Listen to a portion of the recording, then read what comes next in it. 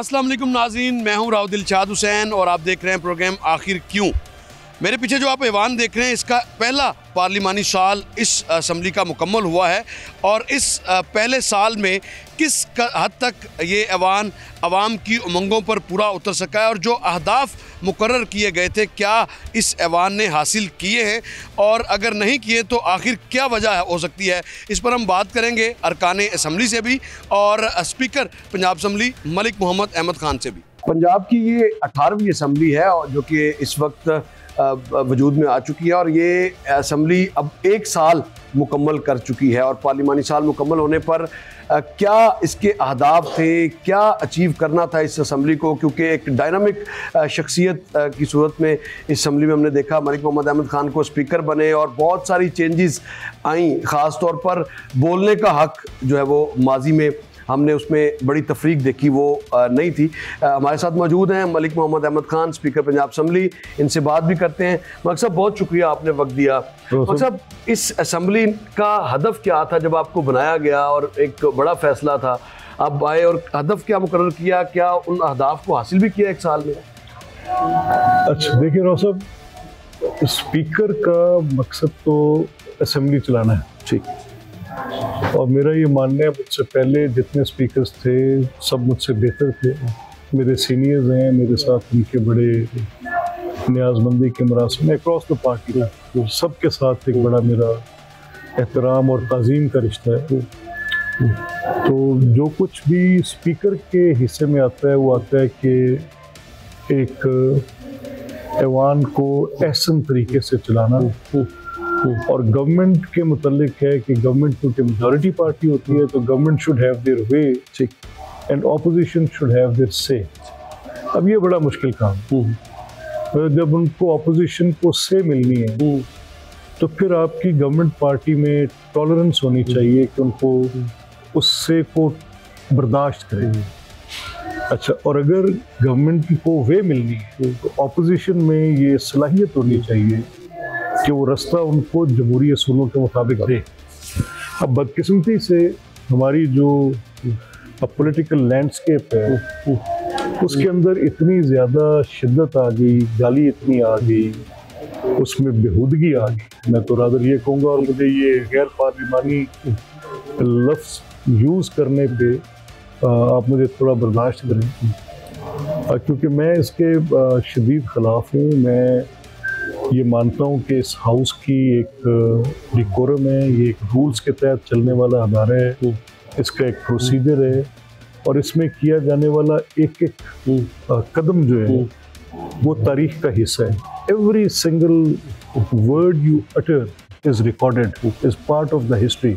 100 साल बाद मैं नहीं होऊंगा, मैं जिंदा नहीं हूँ, लेकिन ये तारीख जिंदा हो और ये अपने आप में अपनी कहानी बयान करेगी कि उस वक्त इसके अंदर बैठने वाले लोग क्या कर रहे हैं। ठीक है। अच्छा सर, ये बताएंगे आपके अभी हमने देखा कि 1 साल मुकम्मल होने पर जो सूरत हाल है कि बहुत ज़्यादा जो अमेंडमेंट्स की ज़रूरत थी, ख़ासतौर पर रूल्स के हवाले से, कि स्टैंडिंग कमेटीज़ उस तरह से ऑपरेशनल तो थी लेकिन उनका किरदार उस तरह का नहीं था जिस तरह का एक हाउस की कमेटीज़ को होना चाहिए। अब इससे फ़ायदा क्या होगा पंजाब के अवाम को? देखिए, ये बुनियादी बात समझने की ज़रूरत है। आपने और मैंने एक बात इतने तवातर के साथ सुनी है कि मुक्तदर ऐवान है, पार्लिमान मुक्तदर है, असम्बलियाँ मुक्तदर है। ये बात हमने जितनी दफ़ा लफ्ज़ जमहूरियत सुना है ना, उतनी बार ये सुना है। ठीक, इसमें बालादस्ती है, सुप्रीमेसी। भाई वो कैसे है? अब ये जो कैसे था, ये जहाँ पर उलझा हुआ था, उसके ख़िलाफ़ मैं कमोबेश 4 असम्बलियों में मुख्तलिफ हैसियत में ये आवाज़ उठाता था। मैंने हर स्पीकर साहब से ये बात की, मैंने हर लॉ मिनिस्टर से ये बात की, मैंने हर अपोजिशन लीडर से ये बात की। मैंने कहा बाकी बातें ट्रिवियल हैं, असम्बलियाँ रन ऑफ द मिल नहीं होती। असम्बलियाँ सिर्फ इसलिए नहीं होती कि सुबह आप आए और वहाँ पे आपके आगे एक लिखा पेपर पड़ा है आपने उसमें से पढ़ के वो कार्रवाई पूरी करके एजेंडा एग्जॉस्ट करके चले गए नहीं। इससे क्या होगा कि फिर आपका एक डिस्कनेक्ट पैदा हो जाएगा पब्लिक के साथ।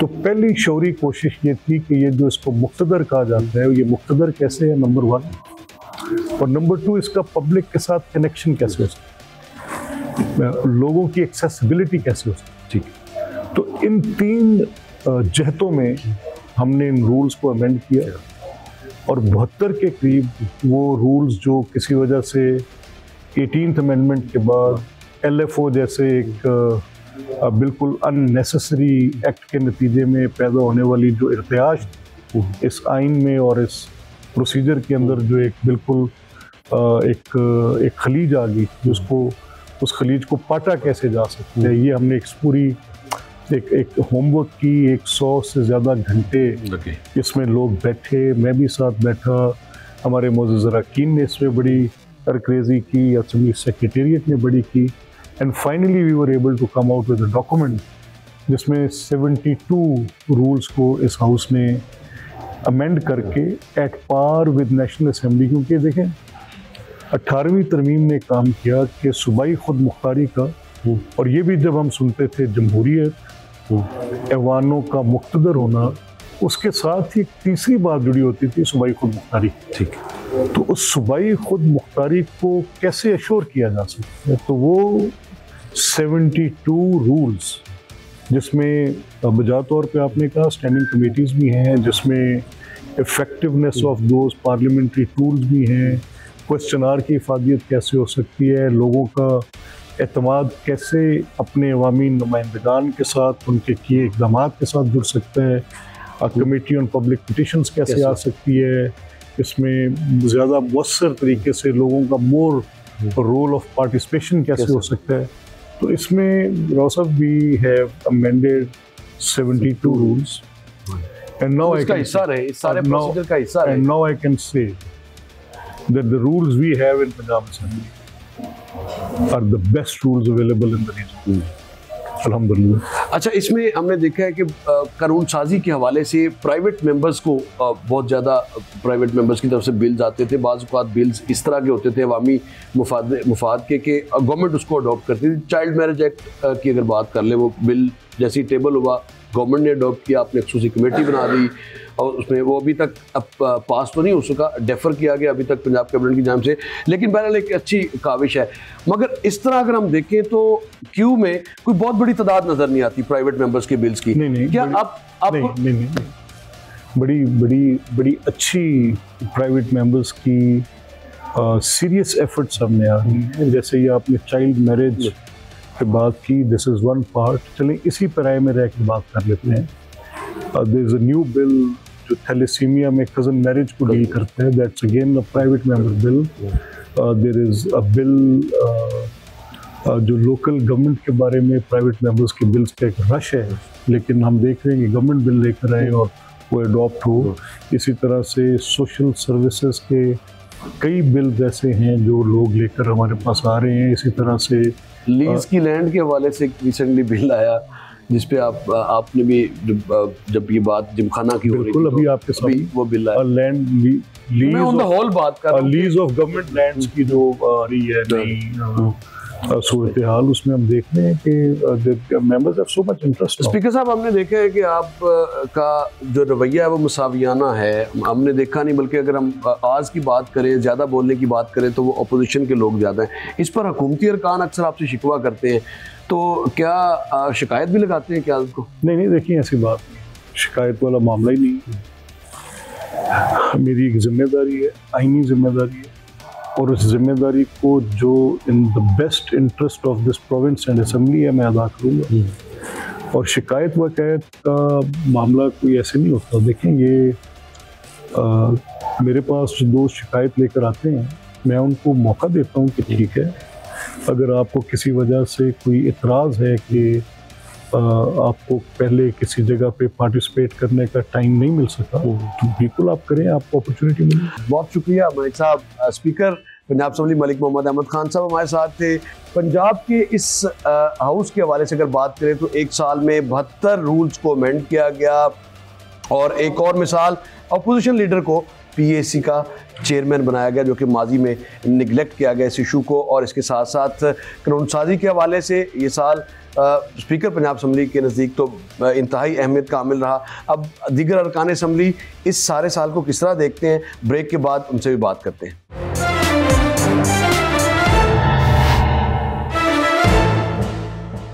वेलकम बैक नाज़रीन। आप देख रहे हैं प्रोग्राम आखिर क्यों, और प्रोग्राम के अगले हिस्से में हम बात करेंगे कि पंजाब असम्बली जो कि मौजूदा असम्बली का पहला पार्लिमानी साल मुकम्मल हो चुका है, और इस साल में इस असम्बली ने क्या क्या जो अहदाफ थे वो हासिल किए। इस पर जो स्पीकर पंजाब असम्बली ने गुफ्तगू की वो तो आपने मुलाहिज़ा की। अब अपोजिशन की आरा लेते हैं। चीफ व्हिप अपोजिशन के हमारे साथ मौजूद हैं राना शहबाज साहब, इनसे बात करते हैं। राना साहब, कैसी थी आपके ख्याल में ये असम्बली? बिस्मिल्लाहिर्रहमानिर्रहीम। देखिए जी, ये जो असम्बली का आपको पता है पूरा प्रोसीजर ही सारा फेक था, जिसमें ये हमारी वज़ीर आला आज तक उनसे तो फेक था, तो फिर आप क्यों बैठे? मैं बताता हूँ आपको। 1 साल के अंदर तक अभी इनसे कैबिनेट मुकम्मल नहीं हुई। अभी इनके 40 में से 20 महकमे ऐसे हैं जिनके वज़ीर कोई नहीं है, और इनको ऐसे जो है जैसे किसी ने को किराए पर नहीं गाड़ियाँ चलाई होती हैं ऐसे चला रहे हैं। कभी वो महकमा किसी के पास, कभी किसी के पास। जिस महकमे के पास बिजनेस आता है वो जनाब मरियम औरंगज़ेब के पास चला जाता है। तो ये बड़े अजीबोगरीब हालात हैं। बाकी जिस आपको पता है लाहौर की सीटों का सारा मरियम, आप ये कहना चाह रहे हैं, तासुर आपकी बात से ये मिल रहा है कि जो कैबिनेट का साइज़ है वो साबका हुकूमतों की तरह जहाज़ी साइज़ का होना चाहिए आपके ख्याल में? सर देखें, एक निज़ाम को चलाने के लिए उसके लिए लोग महकमे अगर चलाने हैं तो वो सारे आमने जैसे ठेके पर दिए हुए ऐसे तो निज़ाम नहीं चलेगा। हर जो महकमे उनके लिए वज़ीर तो होना चाहिए। आपके पास लॉ का वज़ीर ही नहीं है तो फिर लॉ एंड ऑर्डर लॉ का वज़ीर है तो सही मलिक शुएब अहमद भरत। सर फिर CNW का नहीं, सड़कों का नहीं है। एक का बेटा गर्क तो होना ही है ना। देखिए, किसी का कज़न चीफ सेक्रेटरी है, उसका मतलब ये नहीं है कि जो है हर चीज़ उनको दी जाए। मामू जो हैं आपको पता है ज़्यादा। तो मेरा ख्याल है लगता है कि देखें, मेरा ख्याल है कि फेवरेटिज्म तो रहा है, हर दौर में रहा है। सर ये जो लोग थे ना, अगर अब आपके ख्याल में उस्मान बुज़दार साहब मेरिट पर आए थे? देखिए जी, उस्मान बुज़दार साहब जो थे ना, वो इमरान खान साहब ने लगाया था। उनके पास जो थे उन्होंने अलीम खान दूसरे तीसरे सबको छोड़कर लगाया था, और उनकी अपनी मर्जी थी, तो उनका जो फैसला है वो दुरुस्त था। अच्छा, दुरुस्त फैसला कह रहे हैं? दुरुस्त फैसला था। उस्मान बुज़दार इस वक्त हैं कहाँ, पता है आपको? देखें जी, जहाँ भी हैं अल्लाह उनको खुश रखे। देखें, जो इस वक्त हमारे साथ हो रहा है, लोगों के साथ हो रहा है, माओ बहनों को उठाया जा रहा है, पर्चे हो रहे हैं, FIR हो, दहशत गर्दी के अंदर हमारी आपने MPs की तादाद देखी है कितनी ही थी। आज हमारे 40 MPA आए थे और 106 MP हैं हमारे। जो 66 MPs थे उनकी आज तारीखें थी, और हमारे जो लीडर ऑफ अपोजिशन है उनकी भी आज सरगोदा में दहशत गर्दी की अदालतों में है। हमारे तो पहले इस असम्बली की जो कारकर्दगी रही है उस पर यकीनन आप अपोजिशन का मौक़िफ़ एक तहफ़्फ़ुज़ाना ही होगा, और इसको किस तरह से देखते हैं एक साल को? देखिए, ये जो एक साल था, बिल्कुल देखिए इन्होंने अब आप जून में बजट पेश हुआ था, जून से लेकर आज तक इन्होंने 10 दिन इजलास नहीं बुलाया गवर्नमेंट ने। ये अपोजिशन ही बुलाती रही है। इन्होंने जो बिज़नेस नहीं चाह रहे, ये पीछे से एक हुक्म आता है, ऑर्डर आता है, वो इनको सेक्रेटरी बना कर देते हैं, उस पर ही हो जाते हैं। और देखें, जिस महकमे की कारकर्दगी और काम के ना उनके वज़ीर आते हैं ना उनके सेक्रेटरी आते हैं। तो ये बस आप इसको ऐसे ही समझें कि ये जो निज़ाम है ना, हुकूमत पीछे से कोई और चला रहा है। आप यकीन से ये कह सकते हैं? देखें जी, आपके ख्याल में इस असम्बली का पहला साल उस्मान बुज़दार की असम्बली के पहले साल के उस्मान बुज़दार का बेहतर था या ये साल बेहतर? सर, उस्मान बुज़दार का बड़ा बेहतर था। उसने बड़ा कोरोना से मुकाबला किया। और देखिए, ये जो चीफ सेक्रेटरी है, ये IG है, ये निगरान गवर्नमेंट के आ रहे हैं, शहबाज साहब जा रहे इतने मजबूत हैं। देखें कौन चला रहा है। राना शहबाज साहब इस बात पर मज़ीद हैं कि उस्मान बुज़दार की असम्बली का पहला साल जो था वो कदरे बेहतर था, बेहतर उन्होंने परफॉर्म किया। हुकूमती रुकन असम्बली हमारे साथ हैं। कैसे हैं आप? मैं ठीक हूँ, शुक्र अल्हम्दुलिल्लाह। आप उस्मान बुज़दार का साल बेहतर बता रहे? आपके कुलीग हैं? मेरे भाई हैं राना शहबाज साहब, लेकिन बस सच्ची बात कहते हुए ना डरते हैं पार्टी वाले, फिर इनके पीछे पड़ जाते हैं। किसी सूरत हाल में भी उस्मान बुज़दार तो मैं कहता हूँ 1% भी नहीं तकाबल किया जा सकता। पब्लिक और मीडिया ये आंखें हैं मुआशरे की।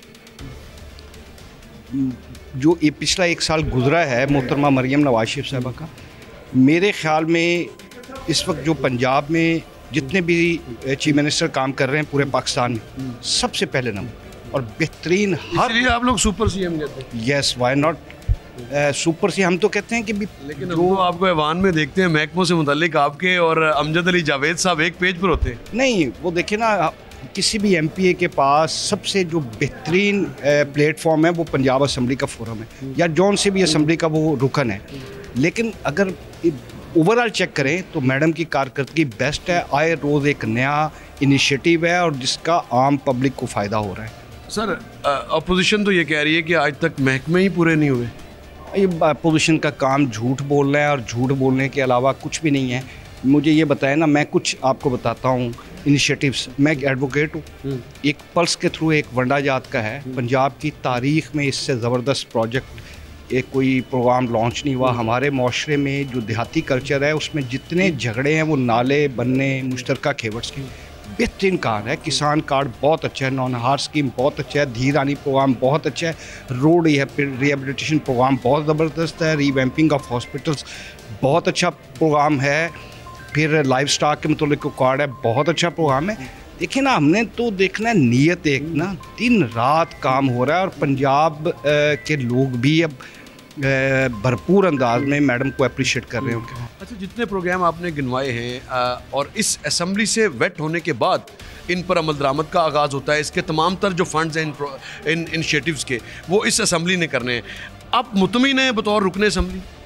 सर, आप मैडम की पहली स्पीच जो बतौर चीफ मिनिस्टर उन्होंने on the floor of the house की यहाँ पे स्पीच की थी, आप उस स्पीच को निकाल लें और मैडम के इनिशिएटिव्स को निकाल लें। 100% जो प्रोग्राम मैडम ने on the floor of the house Punjab के अवाम को एड्रेस करते हुए अपना एक रोड मैप दिया था, उस पर अमल हो रहा है और बड़ी तेज़ी से अमल हो रहा है। मैं नहीं कहता कि भाई हर चीज़ में इस्लाह का पहलू ज़रूर होता है, लेकिन दिन रात काम हो रहा है और पंजाब की आवाम भी मुतमिन है, हम भी मुतमिन हैं। इस असम्बली को 10 में से कितने नंबर? 10 में से 20 नंबर दूँगा। 10 में से 20 नंबर हैं जी इस असम्बली के हुकूमती रुकने असम्बली के ख्याल में। और अभी जो चूँकि ये 397 का हाउस है, 371 का ये हाउस है, 297 इलेक्टेड मेंबर्स हैं, जबकि 76 ऐसे अरकान असम्बली हैं जो कि मखसूस नशिस्तों पर आते हैं। तो बाकी अरकान असम्बली क्या राय रखते हैं इस एक पार्लिमानी साल के मुकम्मल होने पर, उनसे भी बात करते हैं। पार्लिमानी साल मुकम्मल हुआ इस असम्बली का। हुकूमती रुकन असम्बली रहीला खादम हुसैन जो कि खासी मुतहरिक हैं, ख़ास तौर पर मिनॉरिटीज़ के हवाले से जितने भी इनिशिएटिव हैं इनके हाथों से गुजरे हैं, इनसे बात करते हैं। रहीला, कैसा रहा पहला साल इस नई असम्बली का? देखिए, मेरे माशाल्लाह ये 4th टेन्योर है और बड़े आपको मुबारक हो। बहुत शुक्रिया। बड़े उतार चढ़ाव देखे हैं हमने इस अपने पार्लिमानी अदवार के अंदर। कभी गवर्नर राज को भी हमने देखा, कभी इसी असम्बली में हमने डिप्टी स्पीकर को मार के और मेंबरान असम्बली को मारते हुए भी हमने देखा, जिस तरह से परवेज़ इलाही के दौर में रहा। तो बहरहाल इस दफ़ा जो साल था वो हमारे लिए बहुत लर्नड रहा। स्पीकर साहब के जो ग्रेट इनिशिएटिव्स थे जिसकी वजह से हमें भी इनकरेजमेंट मिली और तमाम मेंबरान को समेत अपोजिशन के जितने मौके उन्होंने फ्राहम किए, आज से पहले मैंने कभी भी असम्बली के अंदर इस तरह से स्पीकर को फैसिलिटेट करते नहीं देखा। उस चेयर को तो हमने एक तरफ ही देखा माजी में, लेकिन इस दफ़ा यकीनी तौर पे आप ये देखें तो हमारा जो पिछला 8 से 24 तक का जो टेन्योर रहा, जिसमें 1 साल तो वैसे ही उन्होंने हुकूमत ख़त्म करके चले गए, वो बड़ा वर्स्ट किस्म की सिचुएशन थी हमारे लिए। वो कोई एज ए अपोजिशन अगर मैं देखूँ, ये बात नहीं करूँगी, लेकिन पॉलिटिकल वर्कर के तौर पर या पार्लियामेंट्री मेंबर के तौर पर देखूँ तो वो साल अच्छा नहीं थे। वो जो टेन्योर रहा उसमें अच्छी नहीं हम कर सके। जमहूरी अगर गवर्नमेंट की बात करें तो वो उस लिहाज से जमहूरियत थी नहीं। जमहूरियत आज आप असम्बली के अंदर देख रहे हैं, जबकि अपोजिशन को शायद गवर्नमेंट के लोगों से ज़्यादा वक्त मिल रहा है और उनको उसी तरह प्रॉपर अपॉर्चुनिटी मिल रही है, बैलेंस करके स्पीकर चलते हैं। और अब मुँह चेयर कब सेंटर में बैलेंस के तौर पर होता है, परवेज़ इलाही की तरह वो गवर्नमेंट की तरफ मुँह करके नहीं बैठते। और अगर आप ये देखें कि तमाम बिल्स के अंदर स्टैंडिंग कमेटीज़ के जो इनिशिएटिव है उसके अंदर ऑन बोर्ड रखा हुआ है अपोजिशन को भी। ये किसी किसी भी जमहूरियत की बहुत बड़ी फतह होती है कि आप अपोजिशन को साथ लेके चले। तो पंजाब असम्बली बहुत बड़ा रोल मॉडल बना है और मेरा ख्याल है हमें इसमें क्रेडिट देना चाहिए मलक अहमद को, और सबसे ज़्यादा क्रेडिट देना चाहिए सीएम पंजाब मरियम नवाज साहबा को, जिन्होंने ग्रेट इनिशिएटिव लिए पंजाब असम्बली की बेटरमेंट के लिए, इसकी पार्लियामेंट की सॉवरेंटी के लिए। तो लिहाजा बहुत बेहतरीन साल रहा। आपका ये माशाल्लाह से चौथा टेन्योर है। अभी बात कर रहे थे chief whip PTI Rana Shahbaz से, तो वो कह रहे थे कि जो उस्मान बुज़दार का पहला साल था वो इस साल से कहीं बेहतर था। आपको क्या लगता है? मेरा ख्याल है राना शहबाज साहब को ये बात करते हुए दुपट्टा ओढ़ लेना चाहिए था, क्योंकि हुकूमत उनकी इसी किस्म की थी। जो था वो उस्मान बुज़दार बेहतर वज़ीर आला था, पीरनियों के ऊपर वो अपना एतकाद किए हुए थे, पर्दा शर्दा कर ले। ये भी दावा किया मेरिट पर लगाया गया था। बड़ी अफसोसनाक बात है, इससे ज़्यादा मजम्मत ही कर सकती हूँ मैं, कोई ऐसे अल्फाज इस्तेमाल नहीं करूँगी कि जो किसी को हर्ट करे, लेकिन बहरहाल मजम्मत करती हूँ उनके इन अल्फाज की कि बुज़ार जैसी खुदा ना करे इस पंजाब को दोबारा कभी ऐसी सिचुएशन में आना पड़े कि इस किस्म के लोग वज़ीर आला हों जो नॉन सीरियस हों। और ये खैर वो अपना तमस्खर ज़रूर उड़ाया उन्होंने, और उन्होंने अपनी ही काबिलियत के ऊपर क्वेश्चन मार्क कर दिया अपने ही वज़ीर आला को ले। अच्छा, 75 साल में अगर हम देखें तो पहली मर्तबा इस असम्बली के रूल्स को अमेंड किया गया है। इन रूल्स के अमेंड होने से आपको बतौर रुकने असम्बली क्या सहूलत मिली? कितना बोलने का मौके के हवाले से या इश्यूज़ को पॉइंट आउट करने के हवाले से सहूलत मिली? सबसे बड़ी बात, क्योंकि मैं ख़ुद भी चेयरपर्सन रही हूँ स्टैंडिंग कमेटी की, तो जो रूल्स में अमेंड किया गया है वो स्ट्रेंथन किया गया है स्टैंडिंग कमेटीज़ को। आपको पता है कि पंजाब के अंदर ये सिचुएशन नहीं थी, हमने इक्वल टू द राइट्स किए हैं नेशनल असम्बली, और जिसकी वजह से स्टैंडिंग कमेटीज़ बहुत इन पावर हो गई और उसकी बहुत ज़्यादा हेल्प मिली है अब लेजिस्लेशन को बेहतर अंदाज में, ताकि तमाम पार्लियामेंटेरियंस उसमें ऑन बोर्ड रहें। सो ये बहुत बड़ा ग्रेट इनिशिएटिव है स्पीकर साहब का। हुकूमती अरकान तो यही कह रहे हैं कि बड़ी ज़बरदस्त है और ये बड़े तारीखी जो इक़दाम हैं वो हो रहे हैं, लेकिन अपोजिशन कहती है कि ये असम्बली जो है वो इसको कोई और चला रहा है। इसमें कितनी सदाकत है? अगर उनको कोई और चला रहा है तो अपोजिशन यहाँ आकर अपनी बात इस फ्लोर पर कर कैसे सकती है? आप तो रोज़ाना देखते हैं वो माशाल्लाह एहतजाज भी करते हैं, मैं तो एहतजाज का भी हक इन्होंने छीन लिया था। हमारे ऊपर असम्बली के दरवाजे बंद कर दिए गए थे, बल्कि रमज़ान में हमारे ऊपर तो पानी भी बंद कर दिया हमारी दोनों तरफ से लॉक करके। तो बहरहाल ज़रा उस पुरानी सिचुएशन की तरफ अगर आप जाएं कि जब हमें एहतजाज का हक़ नहीं था और आप यहाँ डेली एहतजाज करते हैं और अपनी आवाज़ भी करते हैं, आपके लीडर ऑफ द अपोजिशन यहाँ स्पीच भी देते हैं, आपके मेम्बरान क्वेश्चन आंसर के ऊपर सप्लीमेंट्री करते हैं, आप अपनी रेजोल्यूशंस भी लेकर आते हैं, जर्मो मोशंस भी लेके आते हैं, कॉल अटेंशंस भी आपके आते हैं, तो ये आपके पास प्रिविलेज मोशंस भी बहुत आती हैं। प्रिविलेज मोशन तो जाहिर है उनकी आनी है तो बहरहाल अपोजिशन के लिए इस वक्त बहुत टाइम मिल रहा है उनको, वो अपना यहाँ पर आके आवाज़ भी उठाते हैं। फोरम बहुत ज़बरदस्त है, लेकिन स्ट्रेंथन हुई है इस पंजाब। ये असम्बली किस तरह एक बेहतरीन असम्बली बन सकती है? मैंने आपसे पहले जिक्र किया कि ये जब तक मेंबरान अपनी दिलचस्पी का इजहार ना करें तब तक आप इसको मज़ीद बेहतर नहीं कर सकते।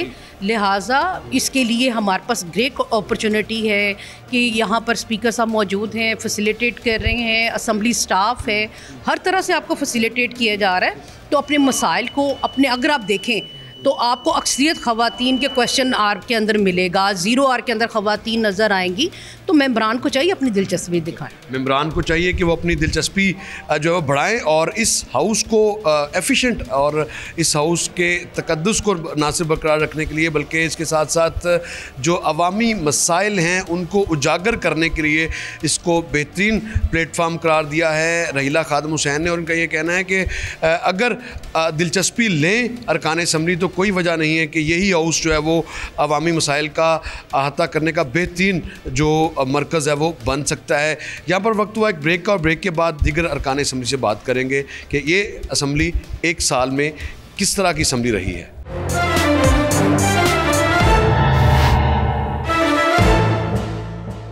बिल्कुल जी, पार्लिमानी साल मुकम्मल हुआ है और उसके साथ साथ पंजाब असम्बली में एक और ब्रेक थ्रू हुआ है जहाँ पर वुमेन कॉकस बना, अब यंग पार्लियामेंटेरियन फोरम भी बन चुका है और इसकी नौ मुंतखब सदर जो कि कंसेंसस के साथ सदर बनी है, मुस्लिम लीग नून की रुकन असम्बली है आमना शेख, इनसे भी बात करते हैं। आपको बहुत मुबारक हो। थैंक यू सो मच जी, बहुत शुक्रिया। कैसा लगा यंगेस्ट पार्लियामेंटेरियन, उसके बाद फिर आप सदर भी बन गई? आई थिंक आपको मैडम सदर कहना पड़ेगा। नहीं, आप मुझे बिल्कुल मैडम सदर ना कहें, बट आई थिंक कि बहुत अब टाइम्स चेंज हो रहे हैं और मैं सीएम साहिबा की बहुत मशकूर हूँ कि उन्होंने ये जो ग्लास सीलिंग ब्रेक की है और सारे फर्स्ट टाइमर्स को अच्छी अपॉर्चुनिटी दी है कैबिनेट पोजीशंस में भी और असेंबली की पोजीशंस में भी। आई थिंक कि ये इंशाल्लाह ताला आने वाली यूथ के लिए बड़ा पॉजिटिव स्टेप है और हम चाहेंगे कि हम आने वाले जो लोग हैं उनको इनकरेज भी करें कि वो पॉलिटिक्स में हिस्सा लें और असेंबली में भी यूथ की रिप्रेजेंटेशन को बेहतर करें। अच्छा, 1 साल पार्लियामेंट्री मुकम्मल हुआ, किस तरह देखती हैं इस असम्बली को और क्या डिफरेंस है साबका असम्बलियों में और मौजूदा असम्बली में? देखिए, मैं समझती हूँ कि क्योंकि मैं ख़ुद 11 साल से पॉलिटिक्स में हूँ, मैं तो समझती हूँ कि पंजाब के अंदर इस तरह की असेंबली आज से पहले कभी भी नहीं हुई। जो स्टैंडर्ड असेंबली का नेशनल असेंबली में हुआ करता था, हमारे स्पीकर साहब ने एग्जैक्टली वही स्टैंडर्ड जो है वो यहाँ पे लेकर आए हैं। बड़ी प्रोग्रेसिव असेंबली है, यूथ की पार्टिसिपेशन बहुत ज़्यादा है, रूल्स एंड रेगुलेशंस बहुत अच्छे हैं और असेंबली बहुत खुद मुख्तार है। तो मैं समझती हूँ ये बड़ा ब्रेक थ्रू है और ये स्पीकर साहब का हम जितना शुक्रिया अदा करें वो कम है। सो मैं I have very high hopes from this. अच्छा, ये बताएं कि एक तवील अरसे के बाद रूल्स को अमेंड किया गया है, इससे क्या सूरत मिली बतौर रुकने असम्बली आपको भी और आपके बाकी कुलीग्स को? देखिए, बात यह है कि सियासत जो है ना वो आवाम के लिए होती है। जो पॉलिटिक्स हम करते हैं, हम आवाम के नुमाइंदे मुंतखब, और जब आवाम और बाकी सारी चीज़ें हर दिन बदल रही हैं और असेंबली के रूल्स आज से 100 साल पुराने रह जाएं तो उसमें बड़ी मुश्किल होती है। और मैं इसीलिए मैंने प्रोग्रेसिव का वर्ड यूज़ किया कि क्योंकि स्पीकर साहब हमारे ख़ुद इतने प्रोग्रेसिव हैं कि उन्होंने कहा कि चेंजिंग टाइम्स के साथ हमें रूल्स को भी तब्दील करने की ज़रूरत है। और वो सबसे मज़ीद आप ये ख्वाहिश करेंगे? नहीं, मैं फ़िलहाल नहीं, मैं ये कह रही हूँ कि उनकी अच्छी बात यह है कि वो he is always open for discussion और जब भी आइंदा दोबारा ज़रूरत पड़ेगी तो वो उनकी एक ओपन डोर पॉलिसी है और वो हमें बड़ी उसके अंदर जो है इंपॉर्टेंट रोल देते हैं। मैं उनकी बड़ी मशकूर हूँ। बहुत शुक्रिया आमना शेख, बहुत मुबारक आपको वंस अगेन। आमना शेख की आपने गुफ्तगू सुनी और इससे कबल जो है वो ये बात हो रही थी कि किस तरह से इस असम्बली को एक मौसर तरीन असम्बली बनाया जा सकता है। हम दीगर अरकान असम्बली से भी बात करेंगे कि वो क्या जो वो किस तरह की असम्बली हो तो ज़्यादा बेहतर अंदाज में काम कर सकती है। पंजाब असम्बली का 1 साल मुकम्मल, यंगेस्ट पार्लियामेंटेरियन हमारे साथ मौजूद हैं सुल्तान बाजवा, पार्लियामानी सेक्रेटरी भी हैं हाउसिंग के। इनसे बात करते हैं। बाजवा साहब, क्या फ़र्क देखा आपने इस पार्लियामेंट में और पिछली पार्लियामेंट में? बिस्मिल्लाहिर्रहमानिर्रहीम। जिस तरह आप सब जानते हैं कि जब से हुकूमत शुरू हुई है 1 साल हो गया है, तो आप सब मीडिया के लोग, आप सब एक एक चीज़ पे नज़र रखते हैं, आप सब क्रिटिसिज्म करते हैं, कंस्ट्रक्टिव क्रिटिसिज्म करते हैं। लेकिन अब आप सबके सामने कि पिछले 1 साल में सीएम साहिबा की 81 जो इनिशिएटिव्स हैं वो शुरू हुए हैं और सीएम साहिबा के ऑफिस में हर वक्त स्क्रीन पे एक एक इनिशिएटिव विद प्रोग्रेस चल रहा होता है। तो I think she is very visionary, वो काफ़ी अच्छा चला रही हैं। और इस हाउस की कारकर्दगी कैसी रही 1 साल में बतौर रुकन इस असम्बली? आपने क्या नई चीज़ देखी? अब आप तो एक यंगेस्ट जो एक पार्लियामेंट्री फोरम है वो भी बन चुका है। जिस तरह हम बाहर से देखते थे असम्बली के अंदर पता नहीं कितना मुश्किल कोई काम हो रहा है, क्या इधर लड़ाइयाँ नजर आ रही हैं। पहली असम्बली है? जी, मेरा पहला टेन्योर है।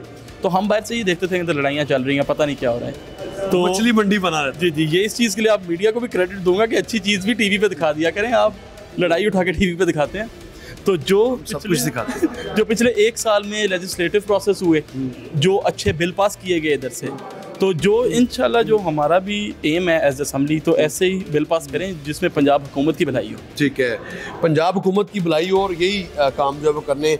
इस असम्बली को किस तरह से एक इफ़ेक्टिव इदारा बना सकते हैं जो कि एक मिसाल बने पूरे मुल्क की असम्बलियों के लिए? मैं अप्रिशिएट करूंगा सबसे पहले हमारे स्पीकर साहब को, मलिक अहमद खान साहब को। वो बड़े अच्छे तरीके से हाउस रन कर रहे हैं। वो पीटीआई को भी उतना मौका देते हैं, पीपल्स पार्टी को भी देते हैं, पीएमएल माजी में ये रवायत नहीं थी, बिल्कुल भी नहीं थी। कहते हैं परवेज़ इलाही साहब आते थे, कुर्सी मोड़ के बैठ जाते थे। तो इस तरह से स्पीकर साहब बड़ा अच्छा हाउस चला रहे हैं। तो वो एक हाउस को स्ट्रॉन्गेस्ट ऑर्गेनाइजेशन बनाना चाहते हैं जो पूरे पंजाब के फैसले इधर से लेजिस्लेटिव प्रोसेस होके जाए और सारे बिल अच्छे पास हों जिसमें पंजाब की आवाम की भलाई है। ठीक है, पंजाब के अवाम की भलाई जो एंड ऑब्जेक्टिव है।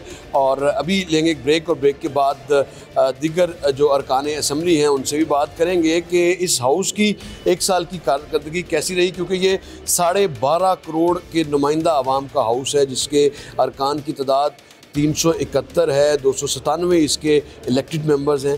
तो क्या वो करते हैं, इस पर मज़ीद भी बात करते हैं।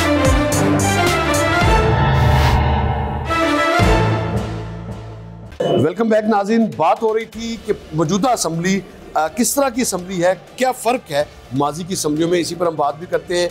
पार्लिमानी सेक्रेटरी कमल लियाकत एडवोकेट हमारे साथ मौजूद है, इनसे बात भी करते हैं। अब बताएंगी किस तरह से हम डिफ्रेंशिएट कर सकते हैं इस असम्बली को कि ये असम्बली बहुत बेहतर थी और पिछली जो असम्बलियाँ थी उनके पहले साल के मुकाबले में ये असम्बली ने बहुत ज़्यादा इस असम्बली ने बहुत ज़्यादा माइलस्टोन अचीव किए हैं, कैसे हो सकते हैं? राव साहब, बिल्कुल आपका क्वेश्चन वैसे बड़ा अच्छा इसलिए कि हमने पिछले 5 साल नहीं 4 साल का हमने टेनोर भी देखा, हमने ये 1 साल का टेनोर भी देखा। जो ज़मीन आसमान का हमें फ़र्क ये नज़र आया कि इस असेंबली में एटलीस्ट आपको जमहूरियत नज़र आती है। आप अपोजिशन को पूरा राइट दिया जाता है कि वो अपनी बात करे और उनकी बात सुनी जाती है। और बल्कि हमने तो, आप सच बताएंगे, हम तो बाज़ का स्पीकर साहब से ये गिला भी करते हैं कि आप हमें टाइम कम देते हैं, लेकिन अपोजिशन के चीफ वो कहते हैं कि ये जो असम्बली है इससे कहीं बेहतर असम्बली थी उस्मान बुज़दार वाली। जी बिल्कुल, अगर उन्हें उस्मान बुज़दार ही उनका आज भी फेवरेट है और आज भी उनका वसीम अकरम प्लस आइडियल उस्मान बुज़दार है, तो उनका फिर उन्हें वैसी असम्बली चाहिए होगी। लेकिन आवाम को वैसी असम्बली नहीं चाहिए थी। आवाम को वो असम्बली चाहिए थी जहाँ 13 करोड़ आवाम के हक़ की बात हो, जहाँ डिस्कशन हो, जहाँ मंतक पे बात हो, जहाँ दलील पे बात हो, जहाँ डिस्कशन हो। तो अल्हम्दुलिल्लाह, और जितना रूल्स में अमेंडमेंट की गई आज तक कभी ऐसा नहीं हुआ था। बहुत सारी नई चीज़ें सामने आएंगी। सबसे अहम रोल स्पीकर साहब का ये कि जो उन्होंने स्टैंडिंग कमेटीज़ को एम्पावर किया, उन्हें ये इख्तियार दिया कि वो बग़ैर किसी की परमिशन के भी वो खुद नोटिस खुद लेते हुए आवाम के किसी भी इशू के ऊपर वो खुद चीज़ों को लेके चल सकते हैं। उन्होंने दूसरी कमेटियों को एम्पावर किया। बहुत सारे कॉकसेस बने, जैसे कि ग्रीन कॉकस बना, फिर इसके बाद चाइल्ड राइट के ऊपर कॉकस बना, और इसके अलावा सस्टेनेबल गोल के ऊपर टास्क फोर्स बना दी गई। तो मुझे ऐसा लगता है कि बहुत अरसे बाद पंजाब असेंबली ने वो काम किया है जो कि असल में उसका काम था। और ये 13 करोड़ आवाम असल में उसका काम था। जो अपोजिशन है वो तो ये कह रही है कि ये असम्बली रबड़ स्टम्प है, इसको चला कोई और रहा है, इसमें जो इनिशिएटिव्स को जो वेट किया जाता है वो भी गैर आइनी है और हुकूमत भी गैर आइनी है। लेकिन वो हम देखते हैं कि वो साथ में बैठे भी होते हैं। देखिए, वो अपोजिशन को ना आदत हो गई हुई थी कठपुतली सियासत की और किसी के इशारों पे चलने की। अब उन्हें ये चीज़ें थोड़ा हज़म नहीं हो रही हैं। इस असेंबली को चला रहा है स्पीकर पंजाब असेंबली मलिक मोहम्मद अहमद, और वो बंदा जो कानून की बात करता है, वो बंदा जो दलील की बात करता है, वो बंदा है जो अवाम की बात करता है, वो बंदा है जो फलाह की बात करता है। और ना सिर्फ वो खुद बात करता है बल्कि वो पूरे हाउस को भी उसके ऊपर लेके आता है। और कौन सी अपोजिशन के, मुझे ये बता दें, आप भी माशाल्लाह यही होते हैं। आपने वो पिछला आमरीत का भी दौर देखा। मैं चेयर एक तरफ मैं जनाब मैं विक्टिम हूँ उस चीज़ का कि सिर्फ जस्ट एक छोटा सा प्रोटेस्ट करने पे 6 माह में भी सस्पेंड रही हुई हूँ। हमने वो भी वक्त देखा कि इसी असेंबली में पानी, रमज़ान में पानी बंद कर दिया जाता था, वॉशरूम तक जाने का पानी बंद कर दिया जाता था। हमने यही अफ्तारियाँ अंधेरों में भी की हैं। हमने यही वो भी वक्त देखा कि जब सांस भी लेना होता था तो उस वक्त के जालिम वो डिक्टेटरशिप रखने वाले लोगों, साम्राज्यों को इजाज़त से यहाँ असेंबली सांस लेती थी। तो अल्हम्दुलिल्लाह आज बड़े अरसे, बहुत 4 साल के वो अंधेरे दौर के बाद आज एटलीस्ट आईनी दौर का आगाज़ है। कान असम्बली ने फौरी तौर पर तनख्वाहों का मामला आया तो यकज़बान होकर सभी ने कहा कि तनख्वाहें बढ़ती हैं तो बढ़ जाएं। किस तरह देखती है इसको? अच्छा राव साहब, मैं आपको एक बात कहूँ, ये वो मामले जिस पे बात करते हैं MPs घबराते हैं। लेकिन मुझे एक बात बताएं कि क्या एक आपका सरकारी अफसर जो है 18वें 19वें ग्रेड का, उसकी तनख्वाह आज भी पार्लियामेंटेरियन से बहुत ज़्यादा है, जबकि एक सियासी बंदा अपनी पूरा अब तो नहीं, अब तो ज्यादा जी ऐसा नहीं है। मैं आप ना तो करें जी, 76,000 ना करें, मैं नहीं मानती जी। 4 लाख रुपया आपको लगता है कि एक सियासी बंदा जिसने डेरा भी चलाना है, मैं अगर प्रोफेशनल वकील होने के नाते मैंने अपने प्रोफेशन में से वक्त निकाल के आवाम के लिए भी देना है, दिन रात उनकी खिदमत भी करनी है, तो क्या आप क्यों नहीं चाहते कि एक रीजनेबल अमाउंट से एक बावकार सियासतदान जिंदगी गुजारे? आप लोग फिर क्यों ये चाहते हैं कि जी बाद में इल्ज़ाम लगते जी इतने % वो उस ठेके से फलां सियासतदान खा गया? अगर नहीं खाना चाहते तो उन्हें भाई इज्जत तरीके से एटलीस्ट तनख्वाह तो लेने दें। आप सपोर्ट करती हैं कि मजीद बढ़नी चाहिए? जी मैं मजीद की बात नहीं कर रही, लेकिन जितनी बढ़ गई काफी है। इतनी होनी चाहिए कि एक सियासतदान का बच्चा जो है वो कम से कम एक स्कूल में मुनासिब तालीम हासिल कर सके, उसकी मेडिसिन आ सके, उसके घर के मामला चल सके, एटलीस्ट उसके डेरे पे आने वाला बंदा जो है वो पानी पी के जरूर चला जाए। मुझे लगता है कि मैंने दुखती रग पे हाथ रख दिया। नहीं जी, ये दुखती रग नहीं है, ये बड़ी लॉजिकल रग है। ये बताएं कि ये असेंबली किस तरह से बेहतरीन असेंबली बन सकती है इन शॉर्ट में? बेहतरीन असेंबली वैसे वो सफ़र हम काफ़ी हद तक तय कर रहे हैं, और ये मैं पूरे ईमान से कह रही हूँ, मैं बतौर कानून के तालिब इल्म होने के नाते आपको ये कह रही हूँ कि वो जो बेहतरीन का सफ़र था वो काफ़ी तय हो गया है। मज़ीद बहुत कुछ होने वाला है और मुझे पूरी उम्मीद है। मसलन ये कि मज़ीद जैसा कि अभी आपने बात की कि MPS को भी मज़ीद जो है वो रोल प्ले करना चाहिए, उसके लिए मोटिवेशन होनी चाहिए, उनकी कैपेसिटी बिल्डिंग होनी चाहिए, इसके ऊपर काम होने की ज़रूरत है। हर कदम सीखने की तरफ हमें जाना चाहिए। तो बट मैं बहुत होपफुल हूँ। बहुत शुक्रिया।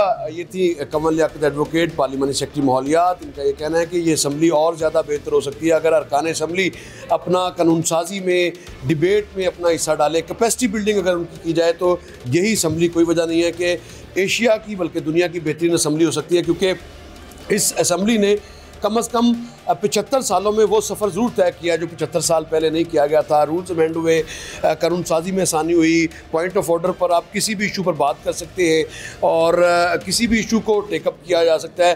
तो अपोजिशन तो आज भी ये कह रही है कि शायद ये असम्बली जो है वो इस अपने वो अहदाफ को हासिल नहीं कर सकी, लेकिन हुकूमती अरकान असम्बली बड़े मुतमिन है और कह रहे हैं कि मज़ीद ये बेहतर होगी। अब कितनी बेहतर होगी ये तो आने वाला वक्त ही बताएगा। इसके साथ ही मुझे दीजिएगा इजाज़त। अल्लाह निगहबान।